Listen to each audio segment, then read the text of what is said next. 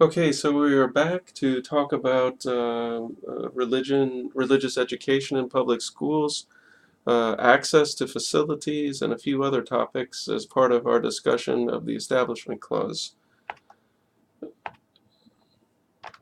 So the first case we get in terms of religious education in public schools had to do with religious education in schools and an effort by a state to recognize that their citizens might want their children to receive religious instruction.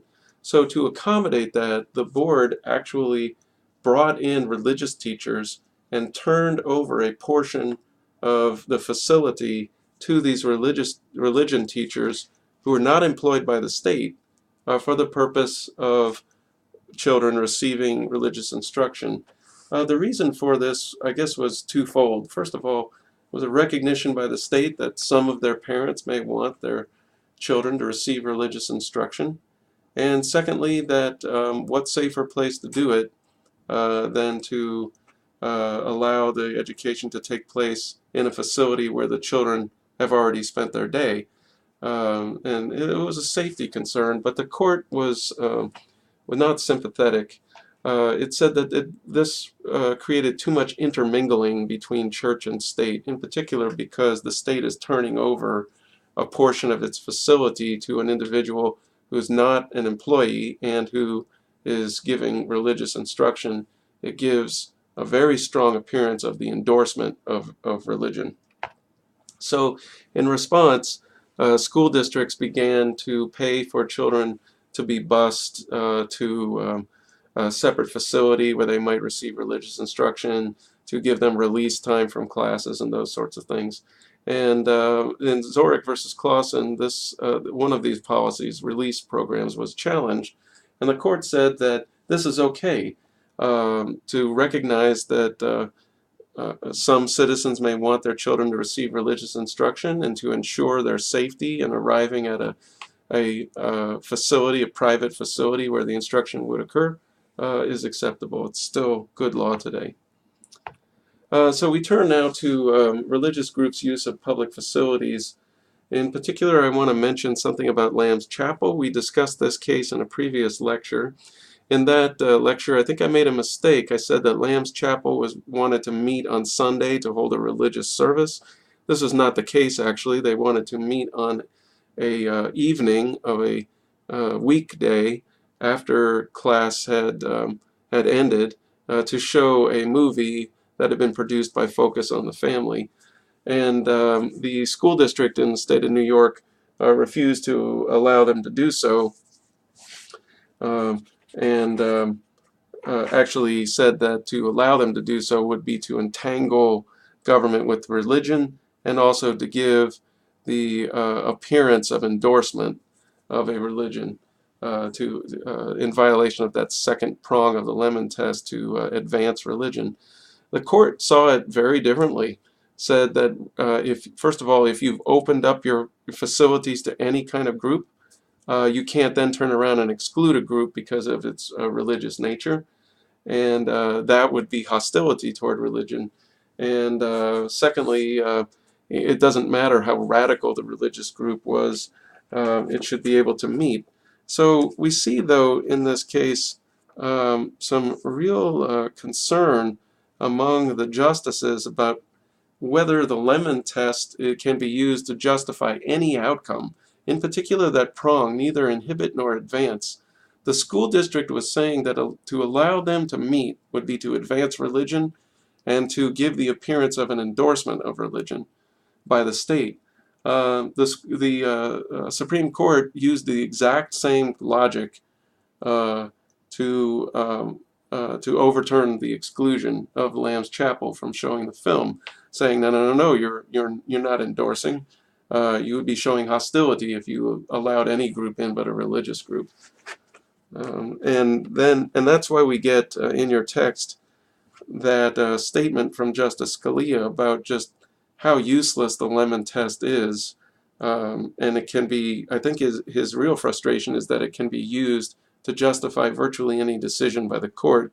And despite the court's recognition of that, it keeps using the test over and over again. The Good News Bible Club is kind of the same thing, although this deals with a student-led club, religious club, meeting in school. And a school district said that that cannot be. It's religious in nature, and to allow the club to meet would be to give an endorsement of religion from the state and to advance religion. The court gave a lot of credence to, a lot of importance to the fact that this was a student-led club and that Bible study groups should be able to meet in public schools just like any other group. The court saw it as the right of the student to speak and to express themselves, and not as if government was endorsing it, endorsing religion. Okay, and this final one, Rosenberger, here, this case doesn't deal with primary or secondary schools, but a university that refused to give funds for the production of a religious newsletter because of its religious content.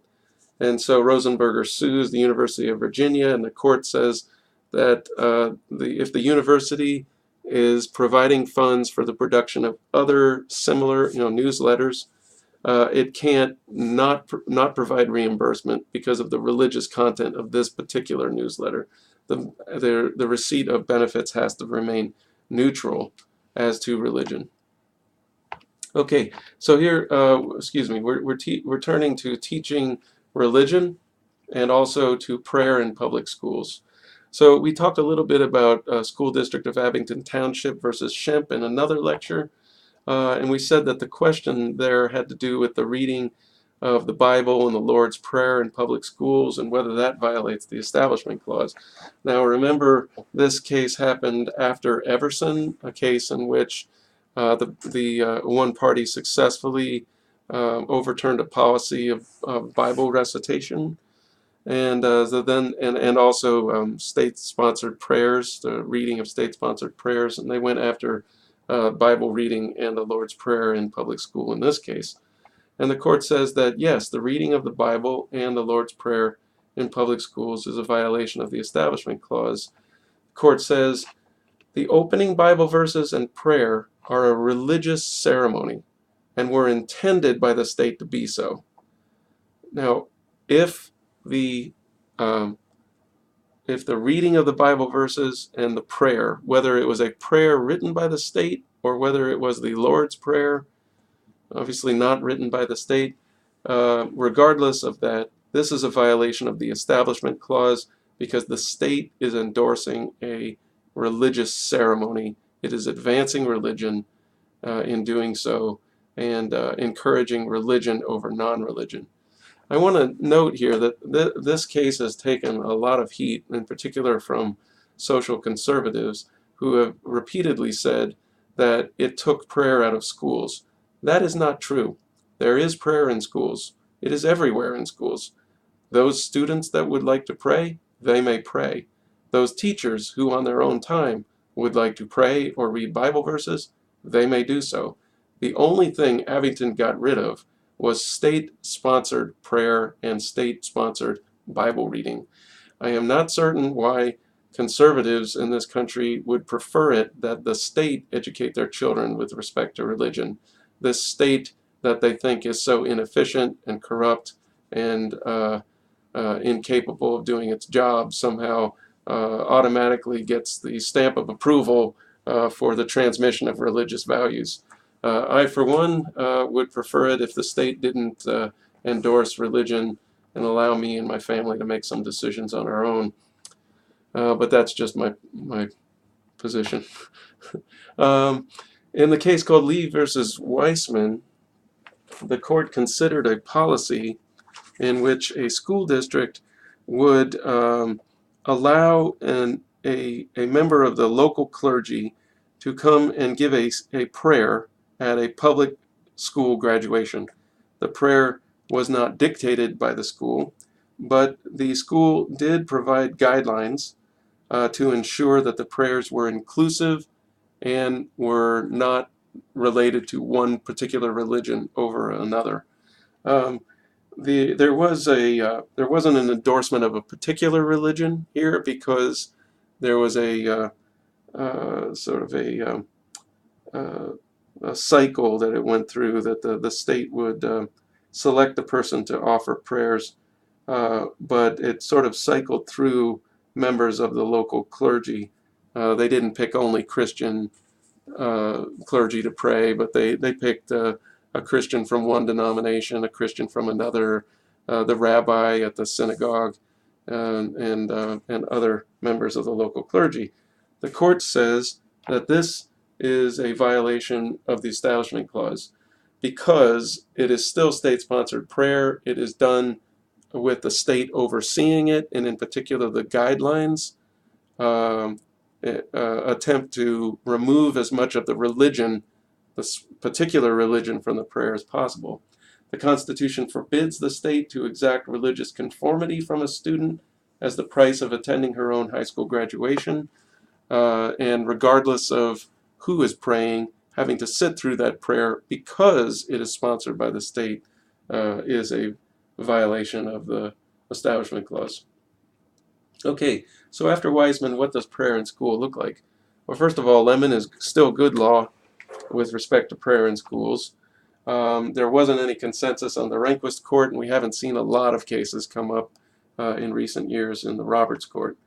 The court is really deciding on a case-by-case basis whether government is has a secular legislative purpose, whether its primary effect is neither to advance or inhibit religion, and whether it's entangling itself with religion. And in another case in 2000, Santa Fe School District, the court struck down prayers at football games, even prayers that were student-led, because the state was involved in selecting that student. I will, however, say that school districts have set aside a time before football games and assemblies and graduation ceremonies where they turn the ceremony over to the graduating class. And that graduating class, or the student body, and that graduating class or student body can use that time however they like, and many of them elect to invite clergy to come and pray or to lead the families and the people attending in prayer. That is not state-sponsored prayer. And the Supreme Court has said that that kind of activity is perfectly permissible.